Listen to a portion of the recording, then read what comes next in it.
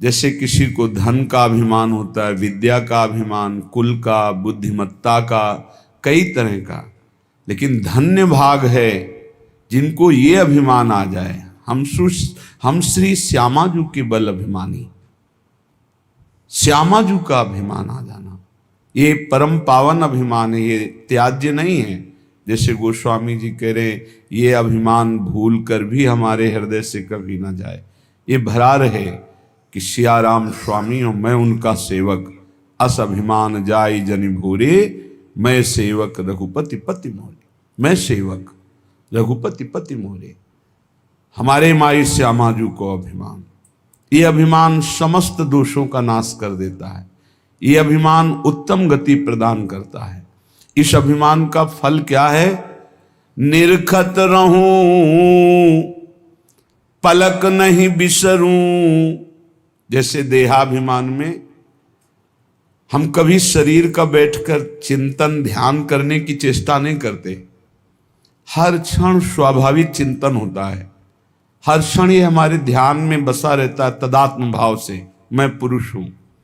देखो शयन के बाद जब हम उठते हैं तो इस तदात्मका का फल देखो कि हमको ये नहीं सोचना पड़ता कि मैं स्त्री हूं कि पुरुष हूं, मैं कौन हूं, वो तत्काल अभिमान जागृत रहता है। ऐसे ही जब भागवती का अभिमान होता है, जागृत स्वप्न सुषुप्त स्फुरत में राधा पदाब्ज छटा, भजन करना थोड़ी पड़ता है। ऐसे अभिमान वाले के हृदय में हर समय तदात्म भाव से भजन होता रहता है, पर ये बहुत कृपा पात्र के हृदय में आता है। ऐसा नहीं कह सकते कि बहुत साधना के बाद आता है, नहीं, असाधन युक्त, साधनहीन यदि वो कहीं भगवत कृपा से दुर्लभ बात महापुरुषों का संग पा जाए और उसके हृदय में बैठ जाए, मैं तो अब एक बात पकड़ लिया, कुछ बने न बने, मैं श्यामाजू का, श्यामाजू हमारी, बस मैं श्यामाजू का, श्यामाजू हमारी, ये अंदर बढ़ता चला जाए और ठसक बन जाए, ये ठसक बन जाए हमारे माई श्यामाजू को अभिमान। बहुत सुंदर, इसका तभी माना जाएगा कि आपके अंदर ये अभिमान आ गया है जब निरखत रहूं हर समय श्यामाजू लालजू, पलक नहीं बिसरूं, पलक झपकने के समय को भी इनका विस्मरण न हो, जैसे देह का। नयन निरूप लुभान अली माधुरी श्याम सुंदर की, ये सर्वस जीवन प्राण हमारे माई श्यामाजू को अभिमान। ये लालजू की जीवन सर्वस्व प्राण है, और हम आश्रित जनों के प्रति अत्यंत वात्सल्य सिंधु उमड़ता रहता है, दासी वत्सला कर ही राधा। इसलिए इस कलिकाल में और कोई विशिष्ट साधन बन जाए बड़ा भाग्यशाली, पर हम प्रणाम करते हैं उसको। हमें हमारा साधन भी श्यामाजू हैं और हमारी साध्य भी श्यामाजू हैं।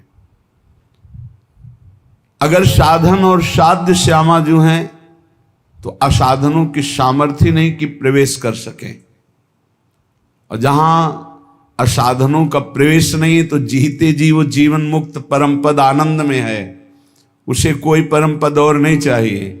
जो हर समय प्रिया प्रीतम को निरखता रहता है, हर समय उनके सुमिरन में रहता है, उनकी ठसक में रहता है, इससे बड़ा परम पद और क्या हो सकता है। इसलिए बहुत बढ़िया अवसर मिला है श्री श्यामा श्याम के हेतु की कृपा से, जो मानव देह की सार्थकता का स्वरूप है वो हमें मिल चुका है। श्रीधाम वृंदावन का आश्रय, रसिकों का संग, परोपकार की भावना, निरंतर नाम जप, ये सबसे ऊंची स्थिति में पहुंचा देगा। परोपकार की भावना और निरंतर नाम जप का अभ्यास श्री धाम वृंदावन का आश्रयवास जो सौभाग्य मिले, इसी से बहुत अध्यात्म की ऊंचाई पर आप चढ़ जाएंगे। अन्य स्पर्श मत करो, अन्य साधन स्पर्श मत करो, इसी से आप आगे बढ़ जाओगे। सब साधनों का फलीभूत साधन है। जैसे नौ भक्ति में जो नवी भक्ति आत्मसमर्पण है, वही यहां कही गई है। यहां से प्रारंभ, हमारे माई श्यामाजू को अभिमान, हमारे माई श्यामाजू को राज। यहां पूर्ण आत्मसमर्पण है, पूर्ण प्रपत्ति है, पूर्ण शरणागति है। जहां आत्मसमर्पण हुआ तो पाई रस भक्ति गूढ़ जुग जुग जग दुर्लभ भव इंद्रादि विधिम। ये बड़े बड़े ईश्वर कोटि के लोगों को भी जो प्रेम लक्षणा भक्ति दुर्लभ है वृंदावन नित्य विहार रस की, वो राधा किशोरी के चरणों में आत्मसमर्पण करने से पाई रस भक्ति गूढ़ जुग जुग जग दुर्लभ भव इंद्रादि विधिम। आगम अरु निगम पुराण अगोचर सहज माधुरी रूप निधिम। ये आगमों में, निगमों में, पुराणों में जो अगोचर रूप माधुरी है, वो बहुत सावधानी पूर्वक अपने अहम को केवल श्री जी के चरणों में समर्पित करना है। श्रीपाद प्रबोधानंद जी महाराज कह रहे हैं, वृंदावनस्य महिमा न ही मादृश गोचरः बबंद स्वगुणैर दिव्यैर यत् श्रीमत्पुरुषोत्तमम्। मैं कैसे महामहिम वृंदावन की महिमा का वर्णन करूं, पार नहीं पा रहा हूं। अगोचर महिमा है।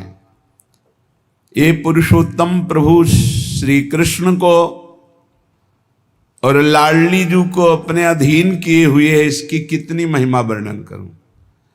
जो अखिल कोटि ब्रह्मांड नायक परम पुरुष प्रभु श्री कृष्ण और उनके हृदय का मूर्तिमान प्रेम प्रियाजू, इनको अधीन किए हुए हैं।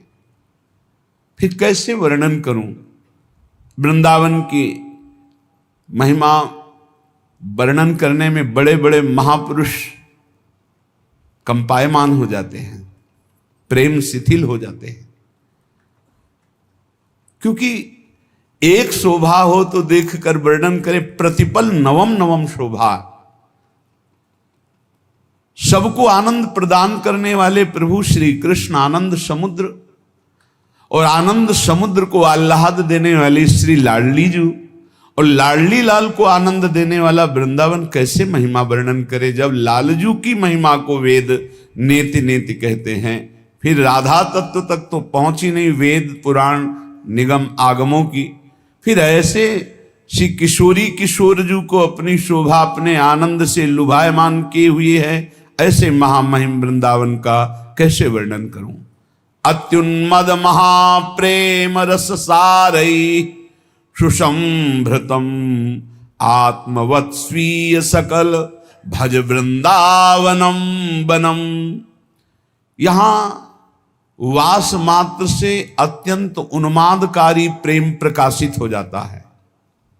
वास मात्र से अत्यंत उन्मादकारी प्रेम प्रकाशित हो जाता है।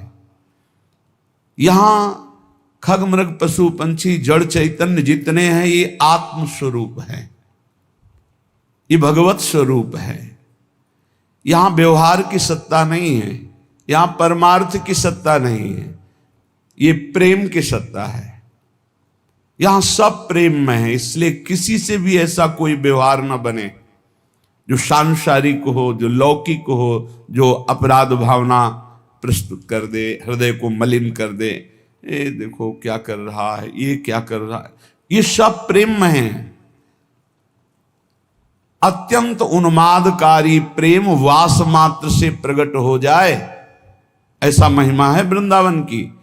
पर हम यहाँ के जड़ चैतन्य में दोष दृष्टि करके अपने हृदय को कलुषित करते रहते हैं। इसीलिए श्रीपाद कह रहे हैं, सब वृंदावन नामक वन में जो भी विराजमान है, ये सब आत्मस्वरूप है। जैसे सेवक जी कह रहे आत्मा हरिवंश प्रगट परमानंद, तो ये प्रगट परमानंद प्रदान करने वाले आत्म तत्व मूर्तिमान होकर जड़ चैतन्य नामक ये दिखाई दे रहे हैं। ये चैतन्य है, ये जड़ है, पर है वो आत्मस्वरूप। इतनी सामर्थ्य वो परमानंद प्रदान करने में समर्थ है। बस इनका अपराध न बने तो यहां वास मात्र से अत्यंत उन्मादकारी प्रेम प्रकट हो जाए। धन पुत्र कलत्रादि ममता ममता पदा इति विक्त्वाखिलम वृंदावनमेव च मे वरम। पर इस वृंदावन में यदि धन के प्रति आकर्षण बुद्धि, पुत्र पत्नी आदि के प्रति जो ममता बुद्धि, वही प्रेम में नहीं डूबने दे रही, मुझे तापित कर रही।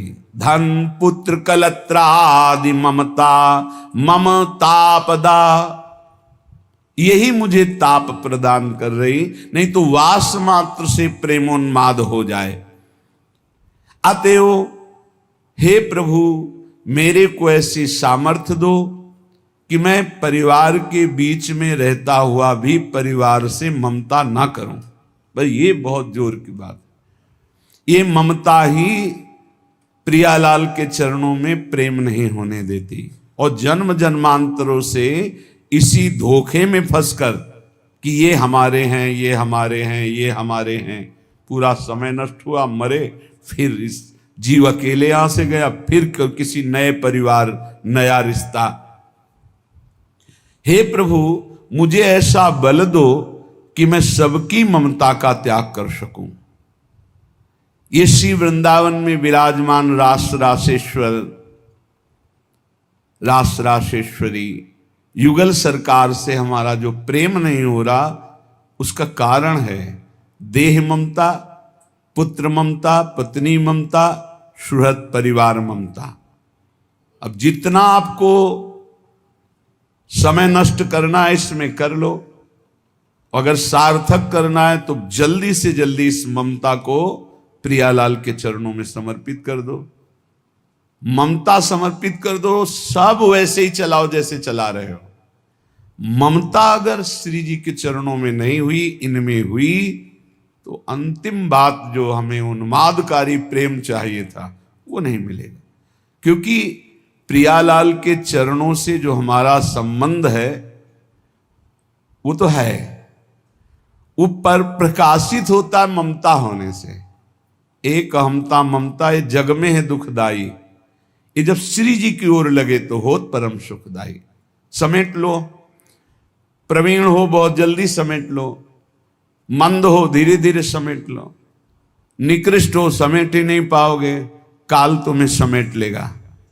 हमारी बात को समझ जाओ, कोई आ नहीं तुम्हारा, तुम नहीं हो किसी के, बस तुम एक अपने कर्तव्य को करने के लिए आए हो। तुम्हारा एक कर्तव्य है जो किसी जन्म में नहीं हुआ, भगवत प्राप्ति, भगवत प्रेम प्राप्ति। और सब कर्तव्य लाखों बार निर्वाह कर चुके हो, उन कर्तव्यों की ताकत नहीं कि आवागमन से रोक सके। आवागमन के चक्र को रोकने की ताकत एकमात्र भजन में है। जितना प्रिया प्रीतम का नाम जप करेंगे, लीला गुण गायन करेंगे, उनसे अपनापन होगा, सबकी ममता हटेगी, तभी भगवत तत्व का बोध या प्रेम प्राप्ति होती है।